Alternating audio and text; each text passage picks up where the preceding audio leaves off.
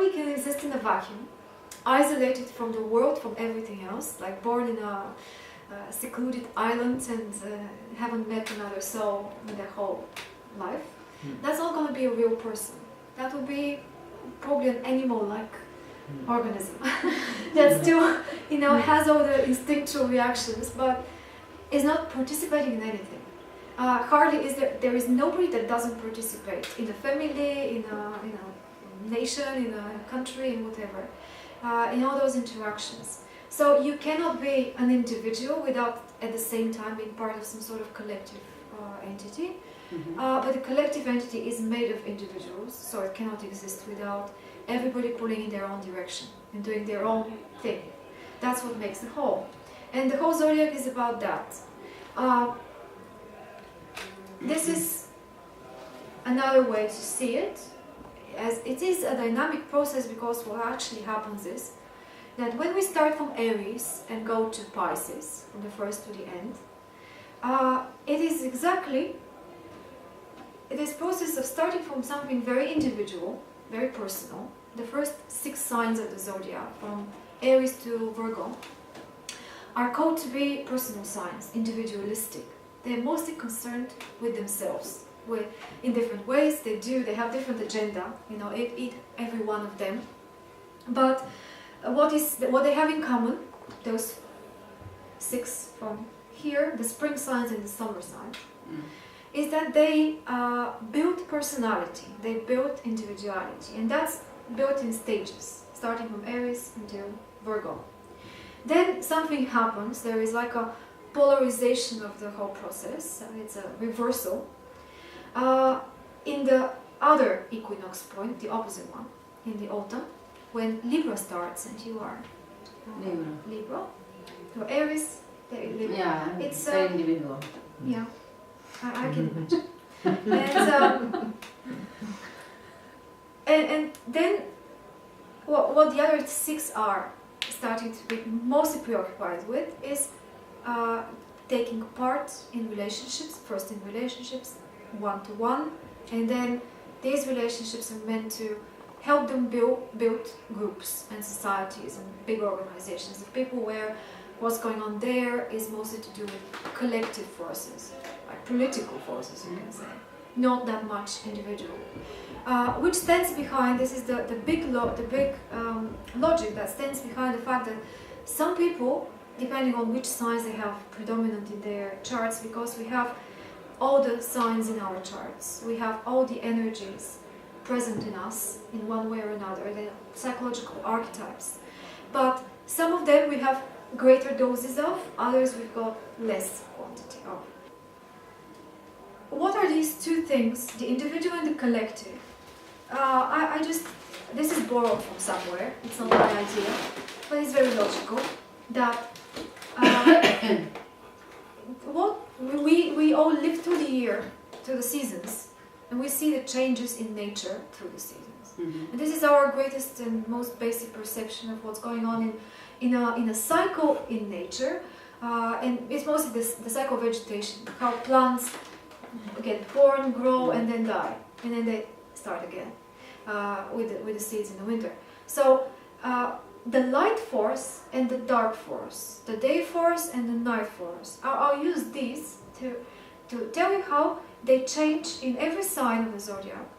It's not that some of them are dark signs, others are light signs. It's not a question. The main thing about the whole thing today is not about good and bad, positive and negative, or anything of this sort.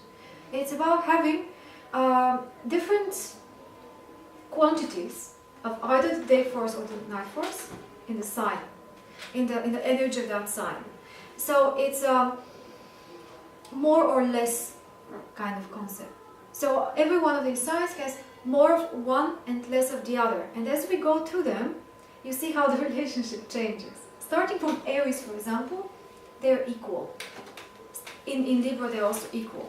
But what happens is that from Aries onwards, one of them, the day force, the one of individualization, of action, of a certain personality, is getting stronger and stronger and stronger. And then when it reaches Libra, on the other side of Aries, they again are equal, but then, because in the I should have said in the midpoint in Cancer, in the middle of that, the day force is the strongest. So from Aries to Cancer, 1, 2, 3, 4, the fourth sign, Cancer. From Aries to Cancer, I'll go back to here.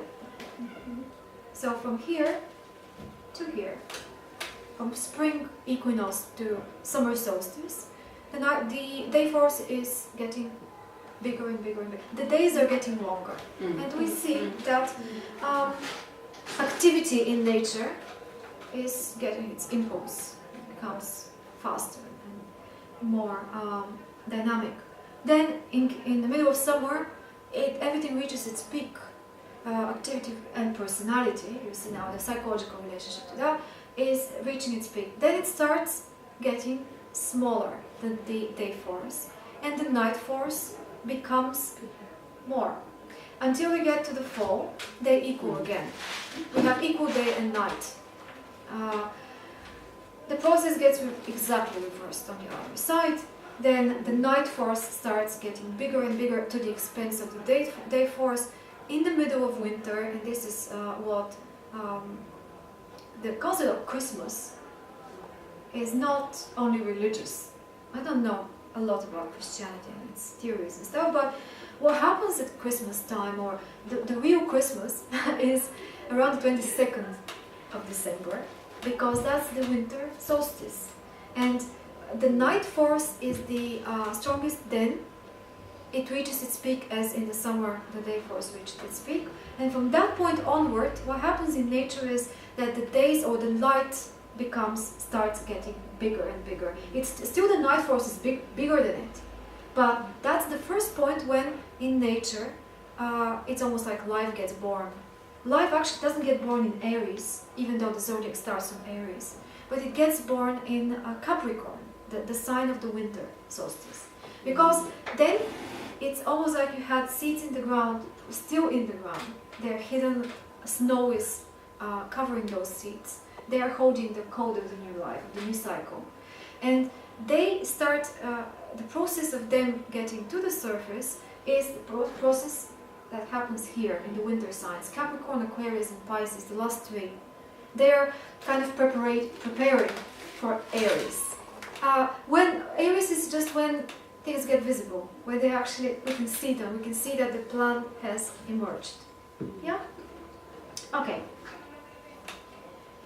So that's why we have these four. Aries, Cancer, Libra, and Capricorn. These are the peak points of the year. The others these signs are not more important than the other 8. But these 4 signs in astrology are called cardinal signs. There is this category. There are many categories, many things, and subdivisions and things like that. And one of the things about cardinal signs is that they all start something. All of the 4 start something, a process.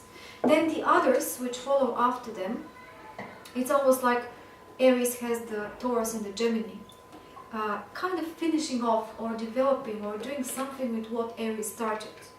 Then Cancer starts something else. I'll explain when we get there. Then Leo and Virgo continue that or develop that. Same with the others. Everything that follows a cardinal sign. So Aries is a cardinal sign, Taurus follows that.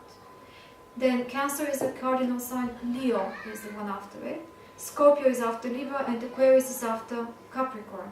These 4 are called fixed signs because what these cardinals started, they will need to work with it, make something out of it. That's what they have in common with fixed signs. They actually are the ones that govern the process. The cardinals are only interested to start. They're initiators. They are entrepreneurs, you can say so. Aries is the biggest one, because that's when life starts.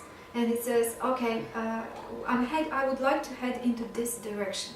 And then the fixed sign that follows will actually take it as if somebody's setting up a business.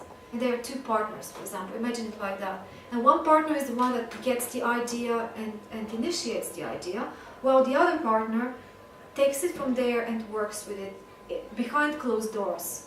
without being too loud about it, but it just needs to produce something, to stick with it until it actually sees whether it can develop into something good or not. And then the third category, which is in this case, we have Gemini, Virgo, Sagittarius, and Pisces. These four are called mutable. Mutable means changing, mutating. Like those that are, after the fixed ones have been going around the circle, and sticking with the process, developing whatever they're developing, there comes a point when this whole thing has to stop and be changed, be repolarized or amended or reformed or whatever. Because nothing can live forever. That's the idea here.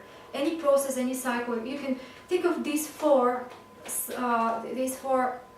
divisions of the zodiac of 3, 1, 2, 3, first time, second time, third time, fourth time. You can think of them as living things. Like something gets born, lives its life and dies, and changes into something. Either changes or dies. That's the mutable signs that are determining whether something will be thrown out of the window because it's already served its purpose and it's not important anymore. But they have to enter the picture because the fixed signs are never going to do that. They're going to stick with it forever. The fixed signs are like our lifetime. We don't want it to end. We're never going to end it, probably. That's speculative whether we're never going to end it, but we're never going to end it on our own initiative. And the mutable force in nature is the one that changes polarity and then gives the chance for the next thing to get born. There needs to be Gemini so that Cancer can come along. There needs to be Virgo so Libra can come along, and so on. Yeah, and this is a picture, like a demonstration, or of progress, of evolution. Because on every stage, it's almost like a child is born and goes through its stages of life. The zodiac signs can have parallels to different ages.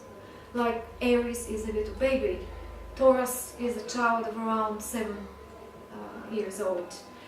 Then we can, when I talk about them, you can have this thinking, because they actually act a little bit like this. What they do is almost like the behavior of the person, of the man, during that stage of their life. These are the topics that these signs are concentrating on. Yeah? Okay. So going back to the day force and night force. So the day force and these signs that have more of the day force and less of the night force will be more interested in making things particular, separate, or making themselves separate from others, asserting their individuality, making themselves somebody that the environment, other people will be acknowledging as an individual person. While the others, the second 6, they would be more interested in taking part in something, in relationship, in a big system, a big company or whatever, in society in general. And they would sometimes forget their individuality and merge too much into the collective. So the moment you remove the collective factor, they don't know who they are. And the other way around. The others have, the very personal ones, have almost no appreciation about other people's needs, how their actions will impact the big picture. Yeah. So this is just these are the first 6: Aries, Taurus, Gemini, then Cancer, Leo, Virgo, in this order, and the second ones are Libra, Scorpio, Sagittarius, Capricorn, Aquarius, and Pisces.